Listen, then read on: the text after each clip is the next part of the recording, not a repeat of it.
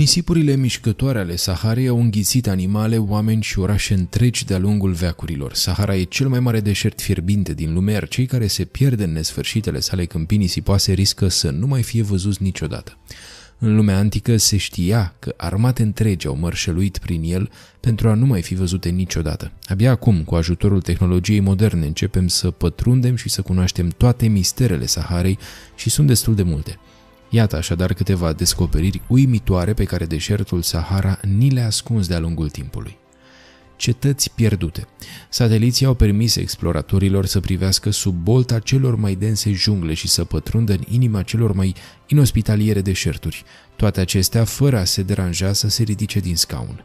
În 2010, sateliții au detectat rămășițele a peste 100 de fortărețe aparținând poporului Garamantes din Libia. Zona fusese bine cartografiată de industria petrolieră care căuta locuri de forare, astfel încât arheologii au putut să scaneze imaginile din satelit pentru a găsi semnele revelatoare ale zidurilor. Mai târziu, cercetătorii de la fața locului au putut confirma că structurile au fost într-adevăr construite de Garamantes, deși expedițiile cercetătorilor au fost întrerupte de revoluția din Libia, care l-a răsturnat pe colonelul Gaddafi. În perioada în care Garamantes a înflorit, zona în care trăiau era deja incredibil de aridă.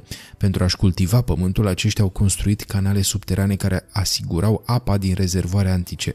Când această sursă de apă a cedat, câmpurile s-au uscat, iar Sahara a acoperit rămășițele cetăților și satele. Pietrele Napta. Oriunde se găsește apă într-un deșert, vei găsi viață care se agață. Când oamenii trăiau lângă Napta, Playa, în sudul Egiptului, în urmă cu peste 7000 de ani, zona era supusă unor inundații anuale care creau un lac. Triburile neolitice veneau acolo pentru a-și hrăni și a adăpa animalele. Acești oameni nu numai că au supraviețuit acolo, dar au dezvoltat o cultură a sacrificiului. Vaci, oi și capre au fost găsite îngropate ritualic acolo. În urmă cu 6000 de ani, oamenii din Napta au așezat blocuri mari de piatră într-un cerc cu mai multe plăci de piatră care radiau spre exterior. S-a afirmat că acest cerc de piatră, care precede Stonehenge cu 1000 de ani, e cea mai veche structură cunoscută aliniată astronomic. Există încă dezbateri, dar un cercetător susține că se aliniază cu poziția centurii lui Orion, așa cum ar fi apărut pe cer acum 6000 de ani. Râul pierdut.